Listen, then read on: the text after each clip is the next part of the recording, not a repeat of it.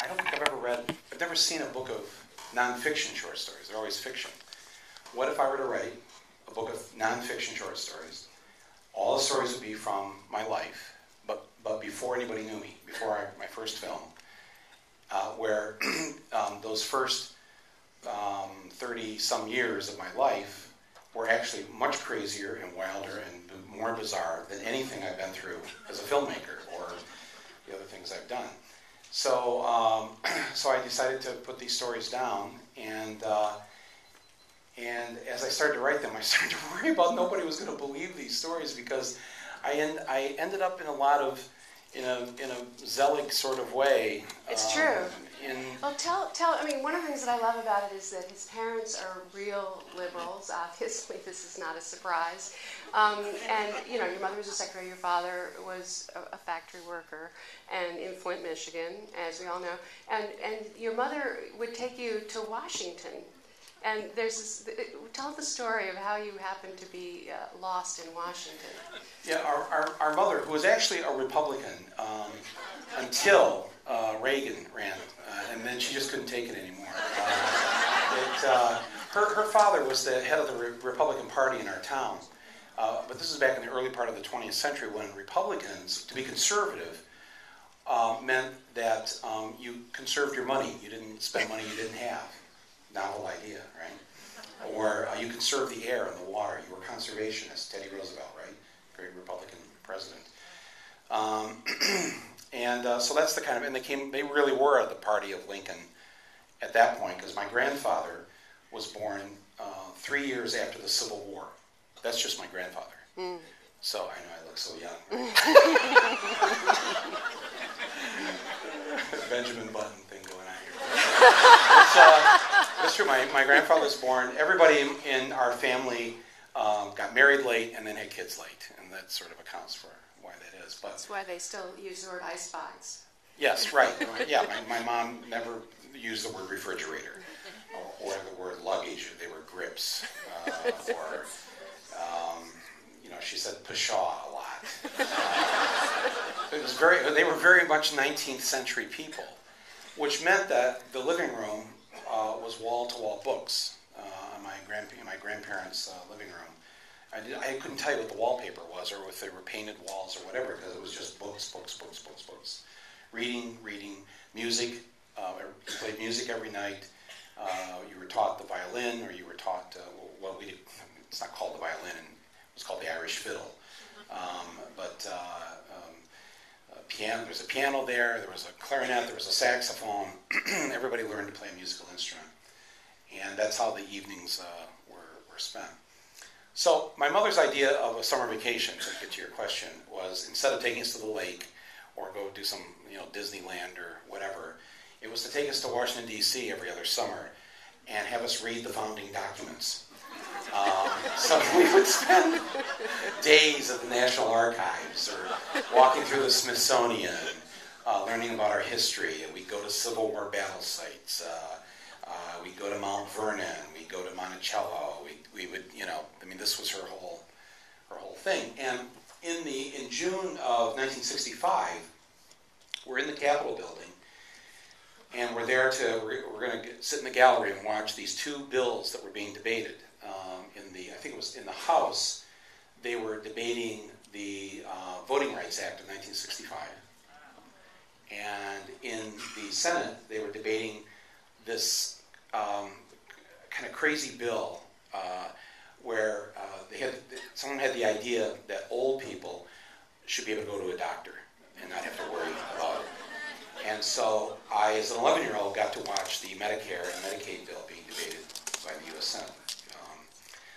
So it was my first exposure to socialism. And, anyways, I got lost in the Capitol building. I got separated from my mom and my sisters, and who are here tonight? But yeah, my sisters are here. Yes, they are Californians now. And so I got lost. I'm 11 years old. I wandered around for I don't know how long, and I started to cry. An elevator opens. I kind of run into the elevator. to go to another floor. I don't see that it says senators only. And the doors close, and there's one man standing at the back of the elevator. He's got his Washington Post or New York Times or whatever in front of his face. He's reading it. I'm sniffling. He puts the paper down to see what the commotion's about. I turn around, and it's Bobby Kennedy. And you know, he says, "What's wrong, young man?" And you know, "I lost my mommy." And he says, "Well, I'll help you find her." And so we got to the next floor. The doors open. He takes me by the hand. We run into a Capitol Police officer. He tells the officer he's lost his mother. Officer says, "Thank you, Senator. We'll take it from here." And Bobby Kennedy says, "I think I'll just stay here and you know, until she gets here." And he stayed and he talked to me and trying to comfort me. And we had this conversation that I recount in the book. And then finally comes across the police radio that they found her and she's coming for me. And he said, "You know, maybe I better leave now." And then he told me, "Never lose sight of your mother." And so that was one of my early political experiences that stayed with me for some time. One of the stories he tells is how in his household, you know, his mother, the Republican, was basically going up against the Democrats who were rooting for the Catholic presidential candidate, of course, and you were on your father's side. How much did Catholicism inform the man that you became? Oh my God, quite a bit, on many levels. You know, we grew up in an Irish Catholic household, so a sense of humor was important because, you know, when things look bleak, the Irish, you know, we have basically two places to go, and one you shouldn't be driving, and the other is our dark sense of humor. And so I think that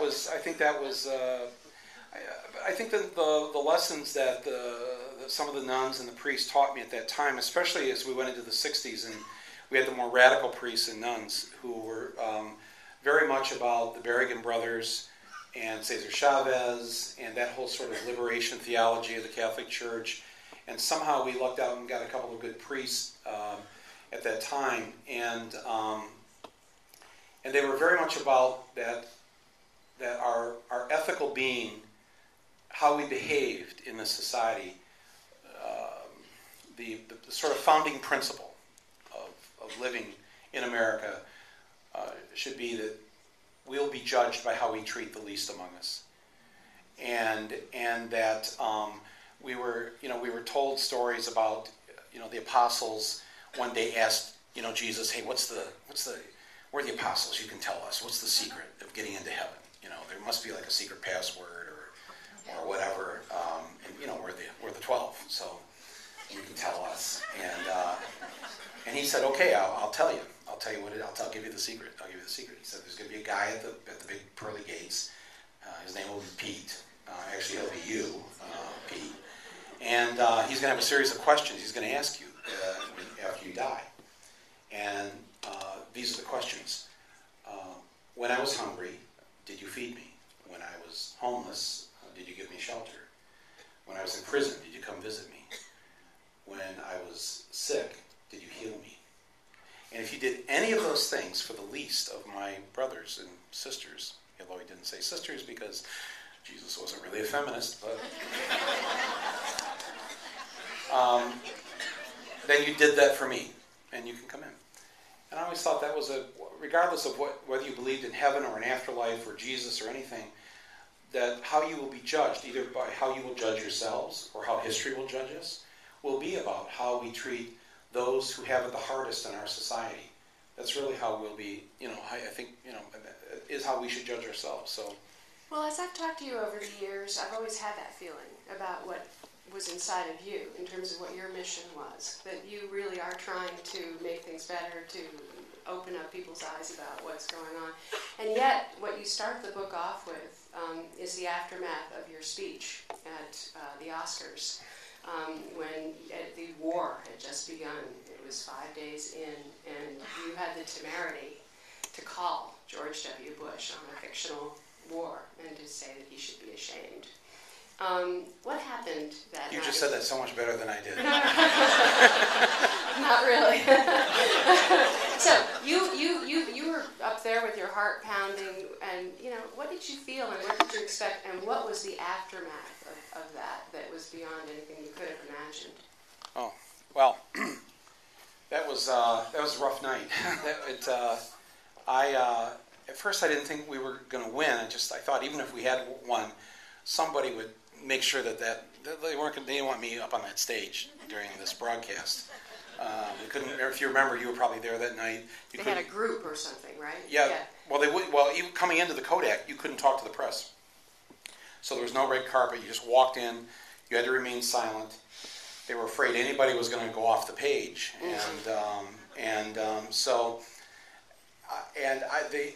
that weekend, I actually had I got a call from Tim Robbins, and he said, "How you doing? How you holding up here?" He said, "Do you know what you're going to say?" I said, "No." I said, "I don't even think we'll win." Well, we're having lunch with a few people tomorrow. If you want to stop by, just to help, just if you want to just try some stuff out on us. So I get there to this lunch in his hotel room with him and Susan, and this is who was there: George Clooney, Eddie Vedder, Sean Penn, Don Cheadle, Gore Vidal.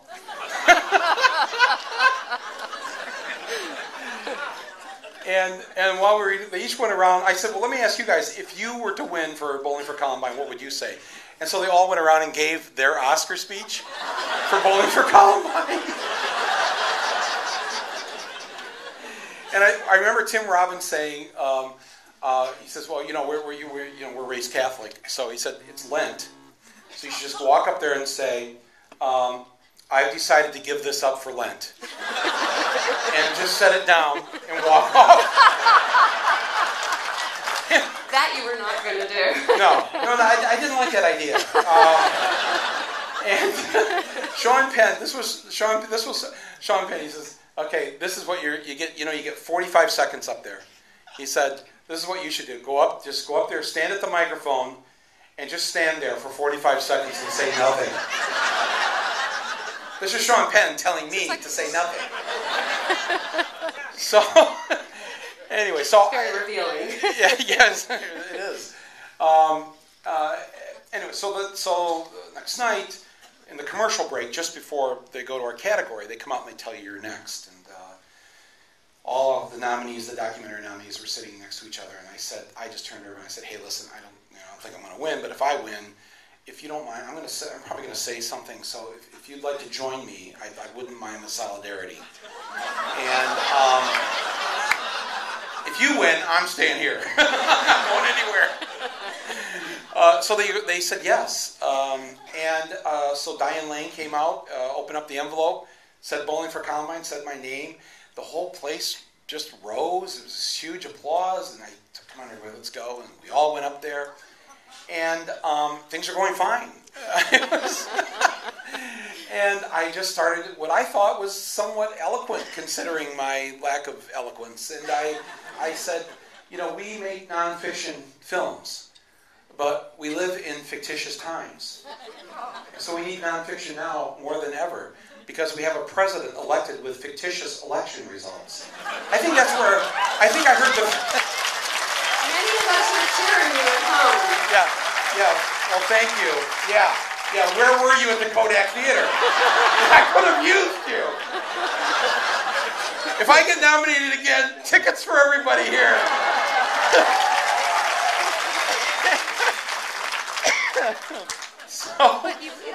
Back in the day, yeah. It was right when the war had started. It was 4 or 5 days into the war. No, I know. But I started very softly. I thought I started soft, but the place just erupted. It went crazy, and the band started playing, and the microphone started going down into the floor.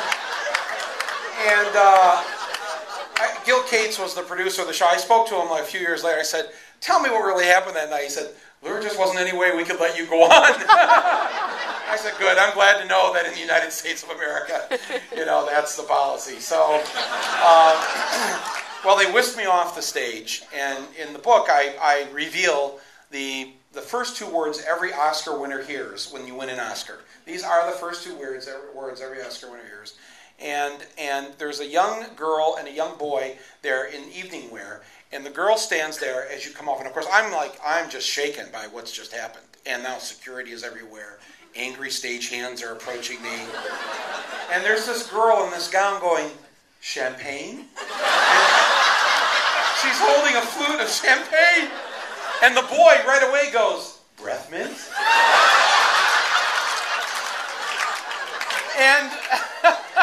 And I'm kind of in a daze. And I, for the first time ever, I got to hear a third word that other Oscar winners don't get to hear. An angry stagehand came right up into my ear and screamed, "Asshole!"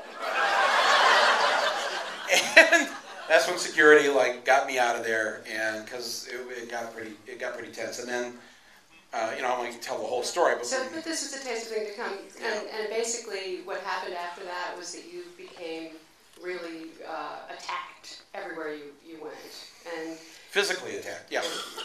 Physically assaulted or attempted assaults on me everywhere. People trying to punch me, people trying to wrestle me to the ground, spitting. I got a story for every city. Fort Lauderdale, guy coming out of a Starbucks took his lid off saw me randomly, just saw me, got enraged. The Limbaugh chip went off in his head, and took the lid off and threw hot scalding coffee at my face. And by that time, by Fort Lauderdale, I already had a number of security people that I'd had to hire from this top firm here in LA, and most of them were all ex-Special Forces, Army Rangers, Navy SEALs, etc. And the guy who was with me put his face right in front of mine, and he took the hit. He got second-degree burns. We had to take him to the hospital. But this was every day. Literally, this was like in 2003, 2004. No matter where I was in the U.S., I would have to endure someone coming at me with a club. I was on the stage in Nashville. Somebody jumped on the stage. He had a knife on him. And then it led to a man who decided to blow up our house. And he had amassed his bomb-making materials, made pretty much the same stuff that McVeigh had put together for Oklahoma City. And in his house or his apartment one night, he was working on his AK-47, and it went off. And a neighbor called the cops, and cops showed up and found all this material and his hit list. And I was at the top of the list, and he was going to kill me, Janet Reno, Rosie O'Donnell. It was essentially a list of lesbians and me. I don't know why I'm on the list. And I was at the top of the list. It was... All right. So let's talk He went to prison. So let's talk about the level of discourse in this country, the kind of polarization, the kind of gridlock. You become a representative of exactly what's going on nowadays. When you joke about Fox News, how much is Rupert Murdoch responsible for the kind of these kind of chips going off in people, Well, I guess he's ultimately responsible because he hires people like Glenn Beck and Bill O'Reilly. Glenn Beck, I won't read it here, but it's on the very first page of the book. I have an exact quote from Glenn Beck from his show where he fantasizes about killing me or hiring somebody. And this went out over the airwaves. No FCC fine, no nothing. Bill O'Reilly, on the night after Janet Jackson showed us a piece of her anatomy, and CBS was fined hundreds of thousands, if not millions, I can't remember, dollars for that.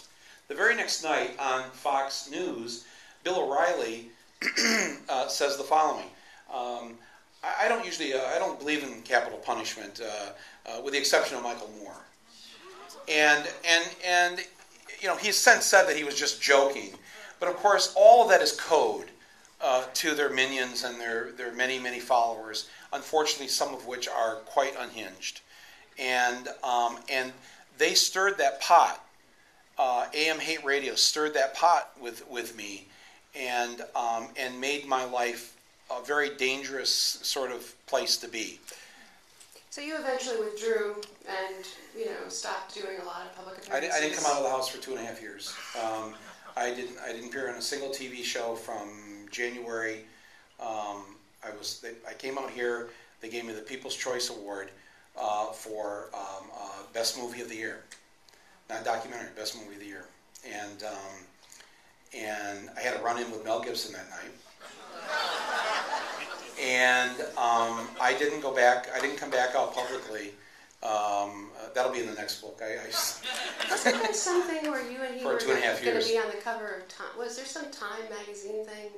Remember? Yeah. What was that about? Had I told you that story before? Oh, jeez.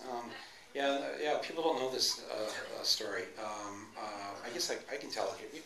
Nothing's going to leave here, right? If you want it off the record, just say so. Yeah, the year Fahrenheit came out in 2004. Fahrenheit 9/11 was also the same year as the Passion of the Christ. And in November, sometime in November, I got a call from Time magazine to tell me that I had been selected as Man of the Year or Person of the Year, and with a caveat that there were two people that were going to be Person of the Year, Mel Gibson and me, because they felt that through our two movies we represented the red state, blue state divide that existed in the country. For this cover to happen, for this story to happen, though, Mel and I had to agree on two things: that we would be photographed together. They would not do a Photoshop. We would have to stand with each other, and we would have to sit down together for the main interview for the story. Well, I agreed immediately. How many days do you get asked to be Person of the Year, right? And Mel agreed. He agreed. And so the day came when it was supposed to happen here in LA. I flew out here. Mel flew from Australia the day before. And now I will tell the story only as it has been and was told to me by various people, including his agent, the recently deceased Ed LaMotta. Mel got here. Mel has a church on his property in Malibu. And Mel went into his church that night and had a revelation. And I don't know if it was Jesus, I don't know if it was God, the Holy Ghost. As the woman in the front row said, St. Jack Daniels.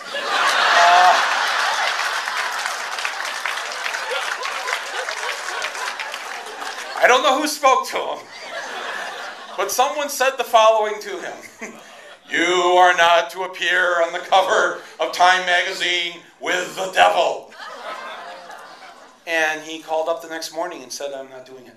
Wow. Yeah, and I couldn't believe it. Ed couldn't believe it. Nobody could believe it. His people at Icon, his production company, so suddenly everybody goes to work on trying to convince Mel, hey, come on, And from my side, we're trying to assure him he has nothing to worry about. I really want to do this.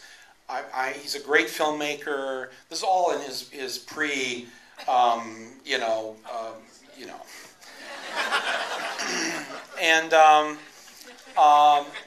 and he would not be moved by anyone to do this, and so it went away.